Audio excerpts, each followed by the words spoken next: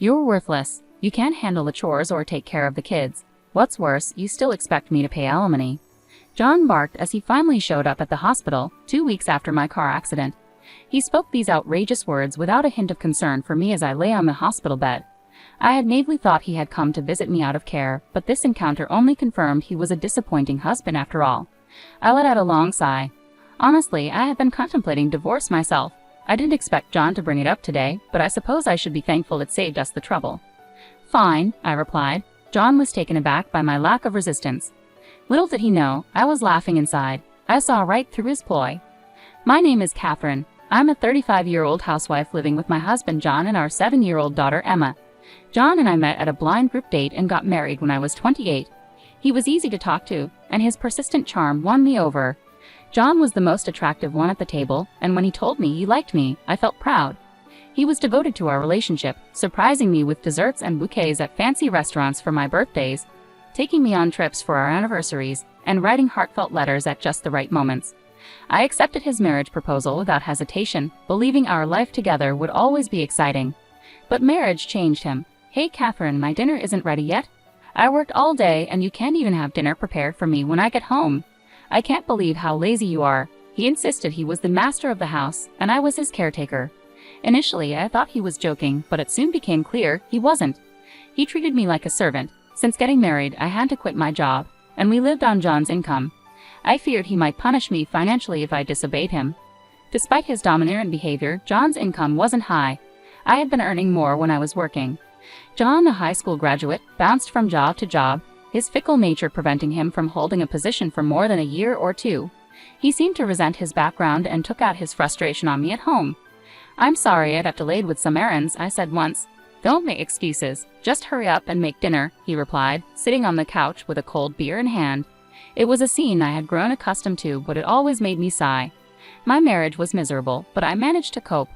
After a year of marriage, Emma was born, adding to my daily struggles. John rarely helped with our child, although he spoiled her with candy and toys. I wanted to raise Emma properly, so I scolded her when needed, which only made her more attached to John. "Emma, you like Daddy, don't you?" "Yeah, Daddy's cool. I love Daddy." John beamed with a smug expression. It was frustrating, but I couldn't deny that Emma loving her father was a good thing. Still, despite spoiling Emma, John never attended her kindergarten events. "John, there's a parent-child race at Emma's sports festival. Could you participate?" "Huh? Why me?" "You're free that day. You should do it." "I'm busy with work every day." "You do it. But it's a chance to bond as parents. The sports festival is on a holiday, so you won't have to work." "Shut up. We're already bonded. Maybe you should work on your bond with Emma. She thinks you're a wicked witch, you know. Lol." John left for work, laughing at me. He was a super dad who never showed up for school events. I worried that John's self-indulgent, strict behavior might influence Emma. He continued to leave all household chores and child-rearing to me, remaining lazy at home. Now Emma is 6 and ready for elementary school, but John is still switching jobs. He recently quit his factory job and moved to a position in the food and beverage industry. "I'll be working on weekends at my new job," John announced. "Really? It seems like we'll be like ships passing in the night then." "It can't be helped. It's work." "Yes, I know," I said, actually feeling relieved. I was tired of John's weekend orders to do housework. I hated his nagging. With John gone on holidays, Emma would be sad, but at least I wouldn't have to deal with his constant criticism. "I understand," I replied. I couldn't complain to John, who was the breadwinner for our family. Reluctantly, I went to tell Emma about John's new work schedule. "I'm sorry, sweetie, but Daddy won't be able to go out with us on his days off." I expected Emma to be sad, so I braced myself for her reaction, but to my surprise, she looked unconcerned. "It's okay. Are you okay with it? He won't be here on all weekends, you know that, right?" "Yeah," she replied. "Daddy has been smelling strange lately." "A strange smell?" I echoed, puzzled. Emma nodded and went back to her room. I was bewildered. What on earth was she talking about? Recently, I'd been so overwhelmed by housework and child-rearing that I hadn't noticed anything different about John. Our marriage wasn't the same as it used to be, and I made an effort to avoid John to prevent provoking him. It might be the smell from the factory, I reasoned to myself. It made the most sense. Factories often use special solvents, so it would be natural for John to have a lingering odor. If that was the case, the smell would eventually fade. Children are incredibly honest, and that's what makes them adorable. As John had said, he started leaving early in the morning on his days off. Strangely, he also left the house every day on weekdays. If he was working on weekends, he should have a day off during the week, but he left without saying anything to me, so I couldn't tell if he was actually going to work. I wondered what he could be doing, leaving so early even on his days off. Curious, I asked him, "You seem to be going out every day off. What are you doing?" John blinked in confusion for a moment, then scratched his head in an annoyed manner. "I'm working. I'm going to work voluntarily." "Really? But you should take care of yourself, or your body won't hold up." "Shut up. Don't complain about my job," he snapped. I didn't understand why John got so angry about this when he constantly complained about my housework and child rearing. I didn't believe what John said. There was no way he would voluntarily go to work on his days off. I knew this because I had been watching him closely for many years. If he was that passionate about work, he would have stayed at his previous company longer. I started paying attention to the strange smell Emma had mentioned. Indeed, John came home from work with a sweet, striking fragrance. The smell wasn't from the factory. Why hadn't I noticed this before? I lamented my naivety and vowed never to make such a mistake again.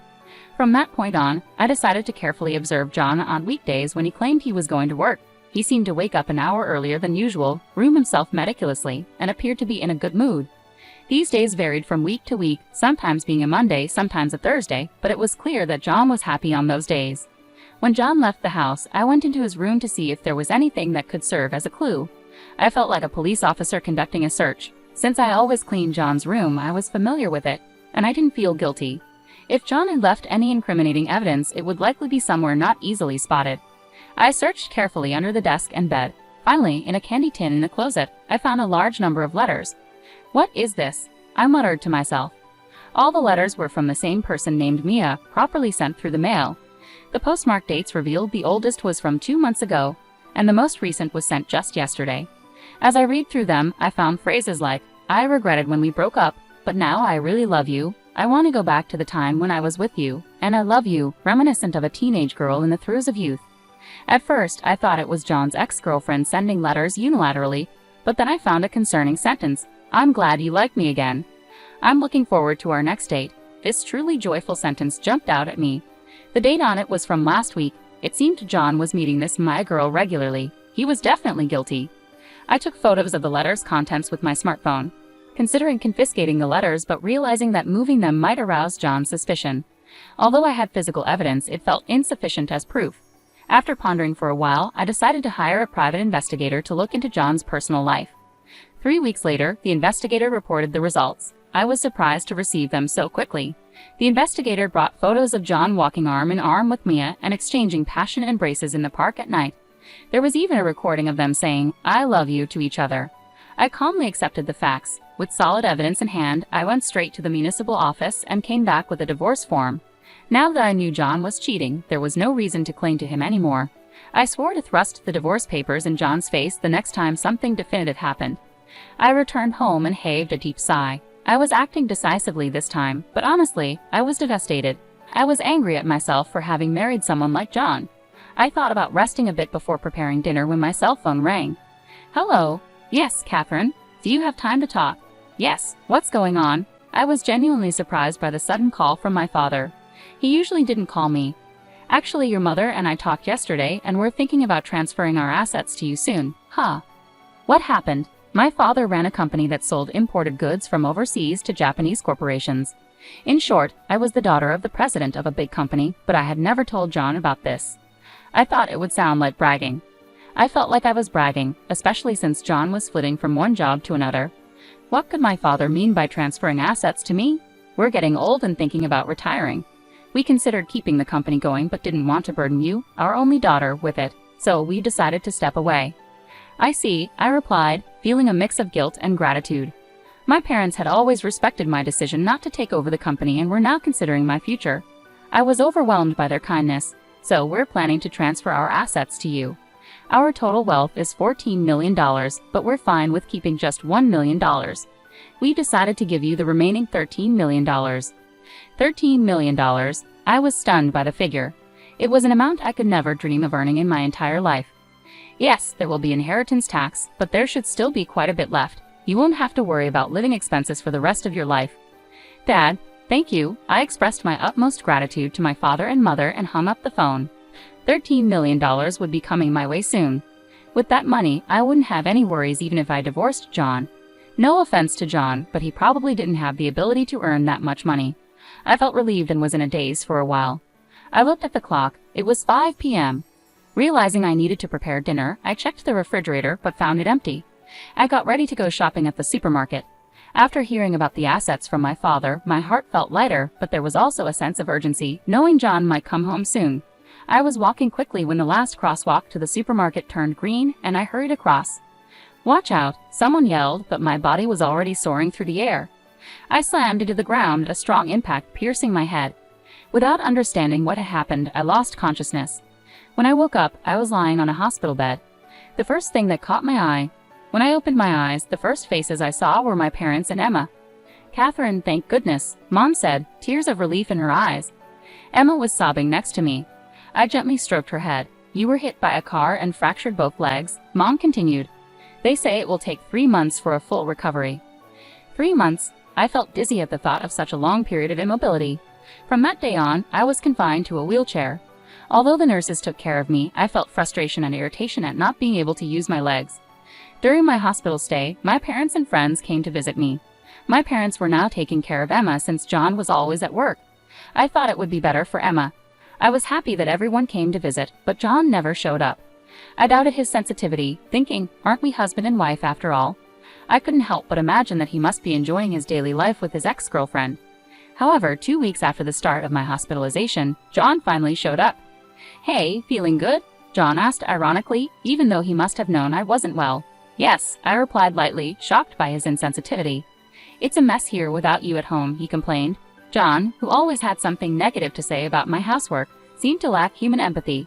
I sighed, hoping he would at least show a little concern for my well-being. "What can I do?" "I was in a car accident," I retorted. John looked at me with contempt and said, "What are you talking about? You're useless if you can't do housework or childcare. That's the worst. And you'd better pay alimony." He blurted out such outrageous things to his hospitalized wife. Although I initially thought better of John, assuming he finally came to visit me out of concern, he was still a disappointing husband. I sighed heavily again. Honestly, I had been thinking about wanting a divorce myself. I hadn't expected John to bring it up today, but I might as well be thankful that it saved me the trouble of arguing. "Fine," I said, nodding. John's eyes widened in surprise. "Sure," I continued. "I know your true intentions." I wanted to say that and couldn't stop laughing inside. "Here's a divorce notice," I said, pulling out a filled-in divorce notice from a bag my mother had brought me and thrusting it in front of John's nose. "You already had this." John looked momentarily confused, his eyes wide, but he snatched the divorce notice from me and filled in his name and address on the spot. "I feel refreshed knowing I won't have to see your face ever again," he said. I wanted to tell him the feeling was mutual, but I silently watched John leave. He would probably remarry Mia after filing the divorce notice. I didn't know what kind of woman Maya was, but it felt somewhat pitiful to think she was going to marry someone as domineering and unpleasant as John. I felt like I'd done something terrible to Emma, but it was a decision I had made long ago. I swore in my heart that I would raise Emma well. For a month after John showed up, my life was at peace. The time without being nagged by my husband was like heaven to me. I was discharged from the hospital and started physical rehab. I decided to stay at my parents' house until my leg recovered. They were furious at John when they heard about the divorce, but they stopped bothering me about it when I told them I wanted to forget about him. Emma, despite not having a father, didn't seem lonely and was attending elementary school cheerfully. In the end, Emma saw through him too. Emma had noticed John's domineering attitude and perhaps no longer thought of him as her father, given how often he was away, even on his days off. Divorcing John was the right decision. I was convinced of it. But one weekday afternoon, I received a call on my mobile phone. I ignored it when I saw John's name on the screen. However, the phone kept ringing incessantly. Thinking it wouldn't stop if I kept ignoring it, I finally answered the call. "Hey, Catherine. When are you coming back?" Hearing John's voice made my skin crawl. I involuntarily asked back, "What do you mean, coming back? You remarried Mia, didn't you?" John was surprised and exclaimed, "How do you know about that?" "Did you think I didn't know you cheated? That's why I demanded alimony." "Yes, that's right, but alimony and child support. There's no way I can pay that. Why do I have to pay alimony in the first place? You never did the housework. You should be the one paying alimony." I was dumbfounded by John's argument. I had demanded alimony and child support through a lawyer, but it hadn't been paid yet. I knew John didn't have a lump sum of money, but he should borrow and pay. Yet here he was, saying something incomprehensible like I should be the one to pay alimony. "I noticed your affair and gathered evidence. Did you see it from the lawyer?" It seemed that John had already seen the evidence gathered by the detective agency. That would make things easier, but calling me specifically was beyond common sense. I wanted to divorce you even before I found out about the affair. After all, you never helped with housework or child-rearing and just complained all the time. I'm not your housekeeper, you know, but it's good you remarried, right? Now you have someone to take care of you again. But that's the thing. Maya can't do housework. I didn't know before marriage. She said, leave everything to me, but once we got married, her cooking is terrible and she doesn't clean. I would have been better off with you. Marry me again. After all, you don't have any money, right? Emma likes me too, doesn't she? I couldn't suppress my anger at John for choosing the word better. What are you talking about? You divorced me and remarried your affair partner, right? That's not my responsibility. Besides, sorry to say, Emma doesn't like you, and I have money. Don't lie to me. There's no way you have money. You were a housewife. You can't live without me. I had no intentions of telling John about the fortune I inherited from my parents, but when confronted this intensely, I had no choice but to reveal it. My parents are CEOs. I recently inherited their assets. It's around $30 million in total, so I can live without working for the rest of my life. I could almost visualize John gaping on the other end of the phone as he heard about this massive fortune from my mouth. You're lying, right? There's no way you have such a huge amount of money. It's true. If you want, I can have my parents confirm it for you. John finally seemed to believe my words and fell silent. Then he suddenly yelled, if it's true, why didn't you tell me? Well, I wanted to tell you what I knew about your affair and was thinking the worst of you. So I thought it didn't matter at that point. I hadn't yet inherited the assets, so there was no issue of property distribution. Damn, John bit his lip in frustration. He probably never imagined that I had such assets. He must be regretting ever divorcing me, but I didn't want to endure his terrible behavior anymore. Can I hang up now? Please pay the alimony properly, reflect on your actions, and never call me again. Goodbye. With that, I hung up the phone and immediately blocked John's number. No more calls would come. Mom, who were you talking to? Emma came into the room, asking curiously. A friend of mine, but Emma, do you want to go to the amusement park this weekend? Yes, Emma smiled happily. I realized once again that as long as Emma was smiling, that was enough for me. A few days later, I heard that John had broken up with his new wife, Mia. The cause was a dispute over me and not doing housework, and it seems that Maya dumped John. John, who had been divorced twice in a short period, would probably have a hard time getting married again. At any rate, it would be best if there were no more victims, so I hope John remains single for a while. Due to his divorce from Mia, he lost his motivation for work and quit his job at the restaurant. He will probably find another job, but I think it will take a while for him to get back on track. I do feel sorry for him as his life has fallen apart, but it's all his own fault. I blocked his calls so he couldn't beg me for money, and I made sure not to go to places where I had been with John. In my life, John literally disappeared. After a while, John paid the alimony, which put him in debt. I don't know how he'll make a living, but I hope he learns his lesson. I'm still living leisurely at my parents' house. My parents told me that it's okay for us to stay as long as we like. After my fracture healed completely, I started working part-time at a local flower shop. Although I can live without working, it suits me better to work outside rather than staying at home all the time. I worked diligently on weekdays and went out to play with Emma and my parents on holidays. I felt more joy in life than before. I want to continue living happily with the people I love. I savored the happiness of this moment while looking at Emma's smile.